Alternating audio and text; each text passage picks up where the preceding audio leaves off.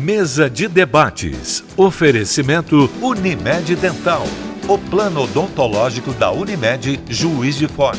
Premium FM, sintonizada no seu bom gosto.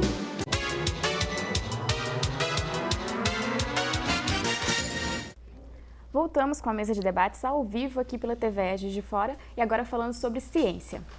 Criado no ano passado, o projeto A Ciência que Fazemos tem a proposta de levar conhecimento acadêmico para as escolas de Juiz de Fora, aproximando os alunos de ensino fundamental e médio à ciência. A partir de agora, vamos conhecer como esse projeto funciona e os desafios de levar a ciência para as escolas da cidade. Guilherme, como que está sendo a recepção dos estudantes em relação a esse projeto que já começou no ano passado? Perfeito.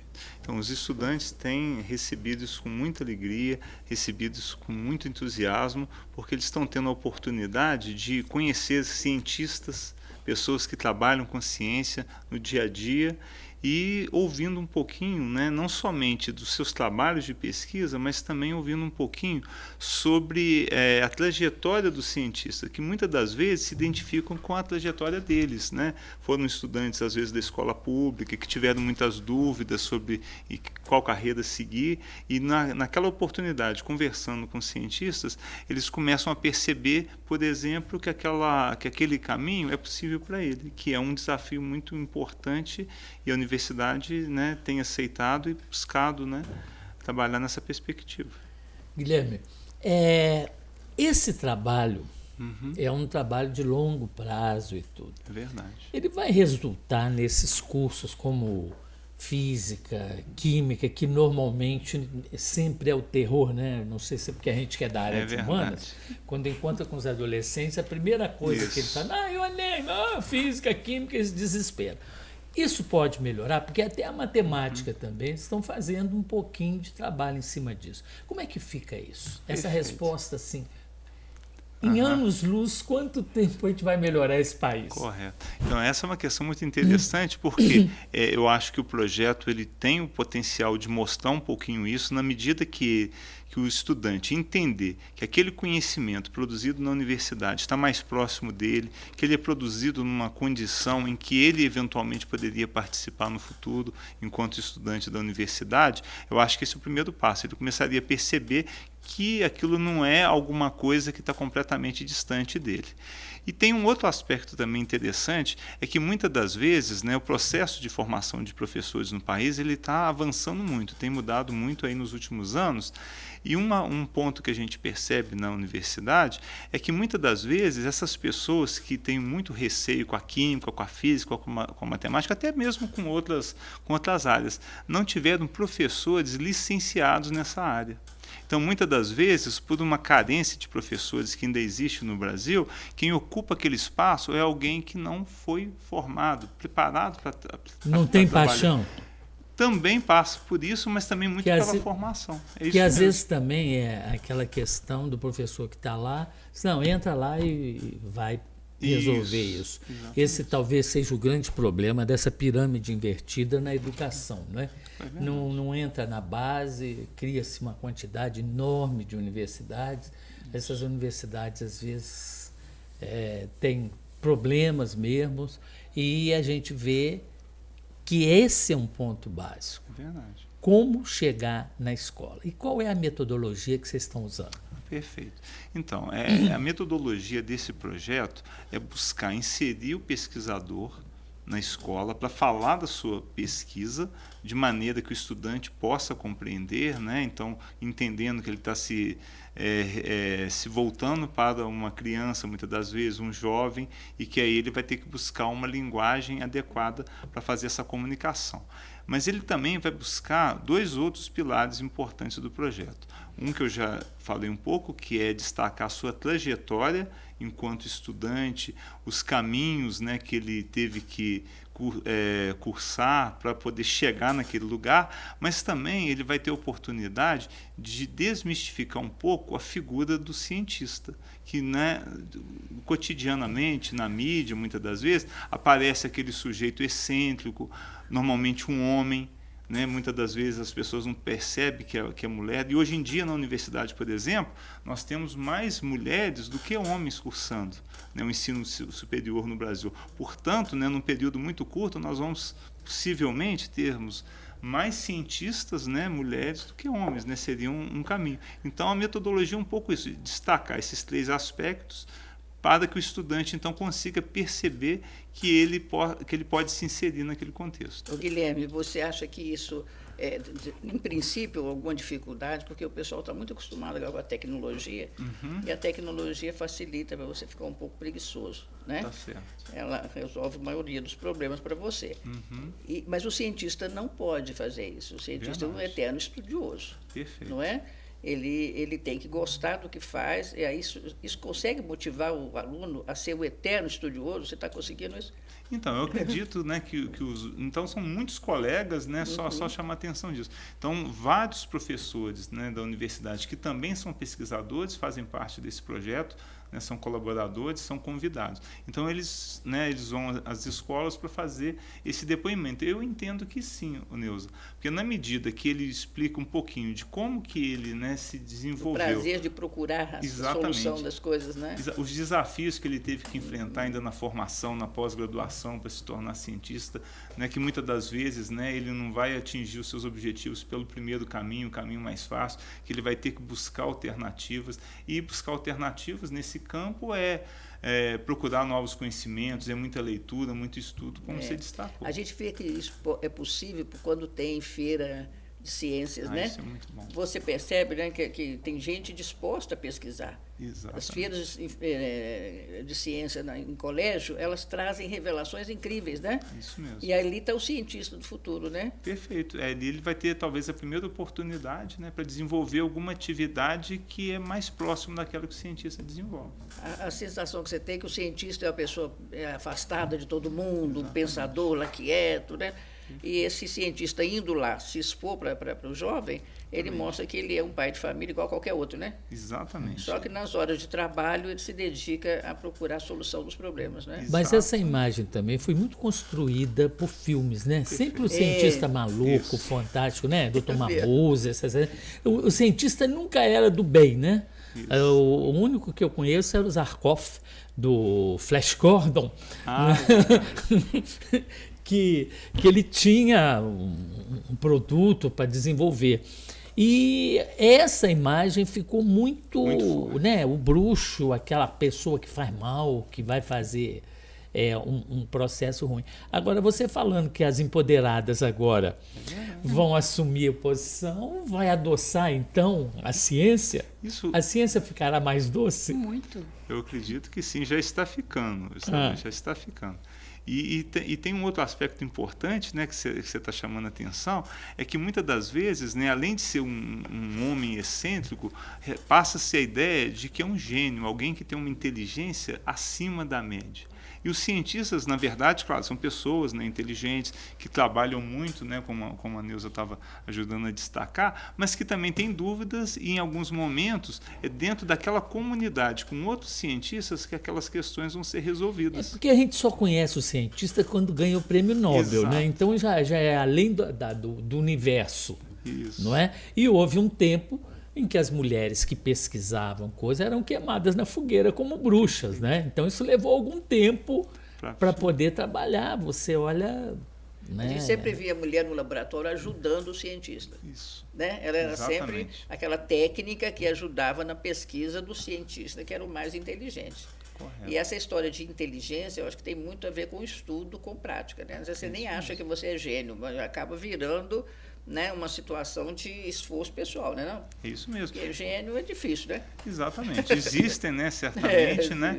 Mas também o que a gente tem muito na comunidade científica são pessoas que passaram por um processo de formação, né, que buscaram construir esses conhecimentos. Isso é interessante também para o estudante perceber a possibilidade que ele tem entrando na universidade. Ainda no começo do curso, ele pode começar a participar de um projeto de iniciação científica, onde ele já vai adentrar a um laboratório, mas ainda para fazer uma atividade adequada ao seu nível de conhecimento, e a partir dali ele vai aprimorando seu conhecimento e percebendo as possibilidades que ele tem de construir conhecimento científico. E quais são os campeões de audiência, assim, da universidade? Quais as pesquisas que provocam? Sempre tem isso, né? Que provoca maior furor entre a meninada. Então, recentemente nós tivemos na Escola Duque de Caxias a professora Letícia falando um pouquinho da pesquisa que ela desenvolve com jogos nos computadores. Ela então, é da Artes, não? Ela é exatamente do Instituto de Artes e Design da UFJF,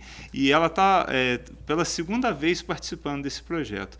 E é impressionante como que os estudantes, né, ficam motivados, porque muitos deles, se não todos, né, ou certamente a maioria, todos são da nova sociedade da cabeça baixa, que né? já estão ali trabalhando usando o celular para jogos. E aí, quando eles percebem que produção de jogos também é uma atividade, né, científica, que existe muito conhecimento por trás, né, daquele joguinho que às vezes ele vai trabalhar ali na telinha, ele consegue também se identificar com aquilo e eles ficam muito empolgados. Então são diversas palestras, não são palestras, são diversos trabalhos, são diversas atividades, né, algumas com drones também, e mesmo aquelas que não levam às vezes um aparato tecnológico, mas vão falar de uma ciência, às vezes até ligada à própria escola, como que se produz conhecimento a ser ensinado num curso de licenciatura em Química, em Física, e na medida que eles vão percebendo que aquilo ali tem impacto na vida deles diretamente, porque tem alguém pensando, então,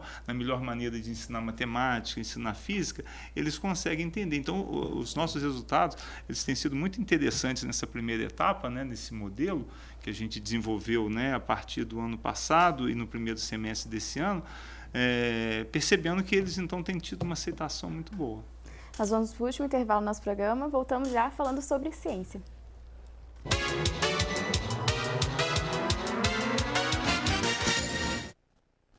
Voltamos com a mesa de debates ao vivo aqui pela TV Juiz de Fora. Guilherme, quantas escolas vocês abrangem com o projeto? Então, nessa primeira etapa, Luciana, nós atendemos cerca de 20 escolas, que era exatamente esse momento de começar a entender um pouquinho a abrangência do projeto, os desafios, fazendo esses ajustes. Então, cerca de 20 escolas já participaram, já receberam esses pesquisadores. E como que as escolas podem se cadastrar? Como é que elas podem... Porque às vezes tem interesse e ainda não chegou lá. Isso, então, esse projeto ele é coordenado, né, pela jornalista Bárbara Duque, que é a coordenadora de divulgação científica da universidade, né, nós estamos fazendo esse trabalho em colaboração, e, né, tudo isso no âmbito da diretoria de imagem institucional da UFJF. Então, a escola que tiver interesse pode procurar essa coordenação de divulgação científica na UFJF e se candidatar, e será muito bem recebido. E aí, mais uma pergunta, porque você tem a escola municipal, que pega criança menor, e já tem a estadual, que já é. Isso. Vocês atendem a todos? Perfeito. Então, nós atendemos sim, mas diante, né, do tipo de trabalho, do tipo de discussão que é feita, nós temos, né, incentivado mais a participação das escolas que tem o ensino médio e das escolas que tem o ensino fundamental ciclo 2. Porque aí a gente tem percebido que é possível fazer uma discussão, ele já consegue compreender um pouquinho melhor a figura desse cientista, o papel da ciência, né? Então a gente tem trabalhado principalmente com essas duas porque etapas. O grande desespero da matemática moderna é que enquanto você tem fração, você corta o bolo, dá um quarto, dá metade, dá tudo, né?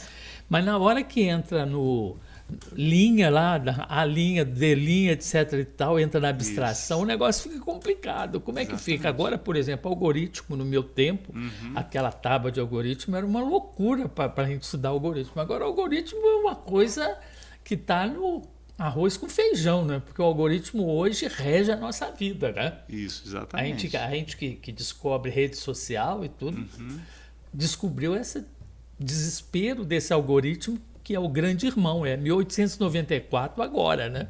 Exatamente. É uma questão interessante que pode ser abordada também por esses pesquisadores, mas, sobretudo, cabe ao professor lá da educação básica, e a gente tem observado que na formação do professor isso tem ficado muito, muito forte, tem sido muito destacado, que é entender melhor quem é esse sujeito de aprendizagem, que é o estudante. Então, em que momento que ele está preparado para, por exemplo, começar a estudar coisas um pouco mais abstratas. Quando entra na equação, aí o negócio fica difícil. Exatamente, é um desafio mesmo, né? Mas o que a gente tem observado é que são muitos avanços nessa área aí da formação, e os professores têm conseguido, têm se preparado muito para atacar, né, para poder trabalhar nessa perspectiva aí mais desafiadora. O Guilherme, a escola particular, ela tem acesso a vocês nesse projeto? Sim, o projeto nós inicialmente, né, focamos na escola pública, inclusive porque nós entendemos que é uma boa oportunidade também de apresentar a universidade,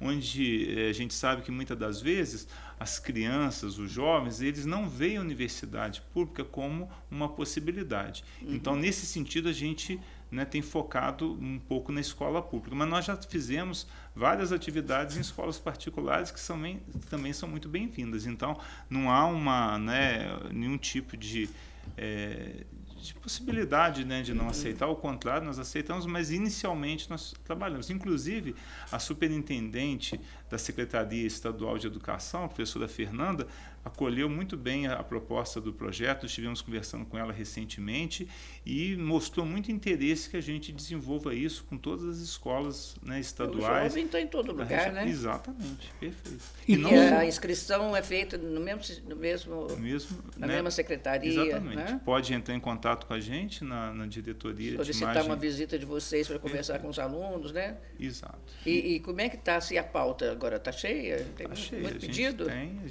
Na medida que a gente tem divulgado, tem aparecido, né, interesse, mas nós temos bastante espaço ainda. E tem muito cientista para ir lá fazer depoimento? Então, é interessante, porque no momento nós temos um banco de dados de pesquisadores maior do que o de escolas. Então, na medida que os colegas na universidade têm conhecido esse projeto, eles também têm, né, se interessado. Alguns, né, como a professora que eu citei, já foi pela segunda vez, alguns já foram mais de uma vez. Então, tem espaço, sim, a gente pretende avançar, inclusive, né, voltar na mesma escola mais de uma vez ao longo do ano. Então, a ideia agora é montar um calendário anual para que as escolas possam, né, se vincular na medida da sua disponibilidade. A gente entende, né, que a escola também, né, tem muitas questões ali que precisam ser resolvidas no dia a dia, mas na medida que elas puderem, elas terão, Guilherme, essa possibilidade. Então, como é que isso se organiza? Certo. A escola se cadastrou. Vocês vão uma vez lá? Ou tem uma quantidade de idas assim para incrementar aquela escola? Para levar projetos diferentes, né, para os alunos entenderem, né, mais de uma vez seria ótimo. Né? Perfeito. Então, a ideia agora é tentar montar um calendário onde... Como é que vocês resolveram isso? A Duque de Caxias é uma escola que está no projeto. Exatamente. A Duque de Caxias já recebeu mais de um pesquisador. Porque nesse momento, inicial, nós chamamos aí, né, desse modelo para verificar como que o projeto iria funcionar, nós recorremos a professores da educação básica que já estavam mais vinculados. Então, nós temos um projeto no Centro de Ciências de Formação de Professores, que é o nosso encontro, onde os professores eles participam e buscam, né, e contribuem com formação continuada, trazendo as suas experiências. Então, inicialmente, nós convidamos esses professores, então eles trouxeram suas escolas.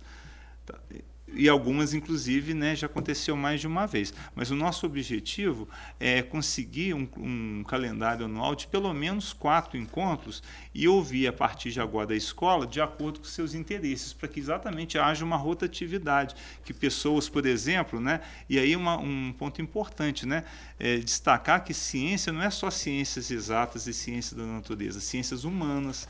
Né? Então, nós temos colegas que são da área de sociologia, da área de psicologia, que também produzem conhecimento, né? Portanto, são cientistas e que também estão vinculados né, essa atividade. Então, eles terão a oportunidade de conhecer um pesquisador da área de ciências humanas, da área de artes e design, né, da área artística, da área de ciências naturais, da área de matemática. Tem colegas que são do departamento de estatística que já participaram desse projeto. Então, se a escola puder receber, né, pesquisadores de diferentes áreas, certamente amplia, né, então, os alunos. Quem precisar, Bárbara Duque, ela resolve, né? De divulgação ela é a menina do Crivella Crivella sua, né? Só procurar a Bárbara que a Bárbara resolve.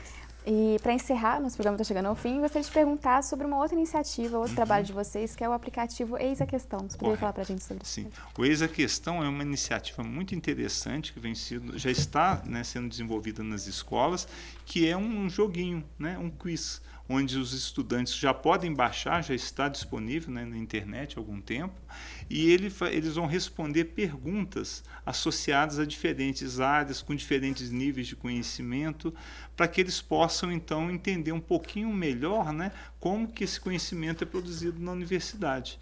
E também isso estimula bastante, porque os estudantes acabam, né, gostando de competir um pouco, né? E o quiz hoje, da maneira que ele está organizado, ele permite estabelecer um ranking da própria instituição, porque o estudante, na hora que ele que faz o download e faz o seu cadastro, ele informa qual é a escola que ele está vinculado. Então, ele consegue perceber se tem mais alguém daquela escola que está participando, qual que é o seu score, né? E ele também consegue perceber, né, como que ele está avançando. E como é que ele acha isso para fazer o download? Então, hoje nós temos já disponível para Android, e é muito fácil, é só ele buscar, né, dentro do próprio sistema do celular, como que ele consegue fazer o download e colocar, né, esse nome, Eis a Questão, que é o nome tanto do projeto como, né, desse joguinho. Gostaria de agradecer a participação de todos no programa de hoje, os debatedores e nossos convidados. Foi um programa muito produtivo e eu convido a voltarem outras vezes aqui. Muito obrigado. Agradeço também a sua companhia. O programa volta amanhã, ao vivo, de 11 a meio-dia, e tem a reprise hoje também às 18 horas. Obrigada pela sua companhia, uma ótima tarde.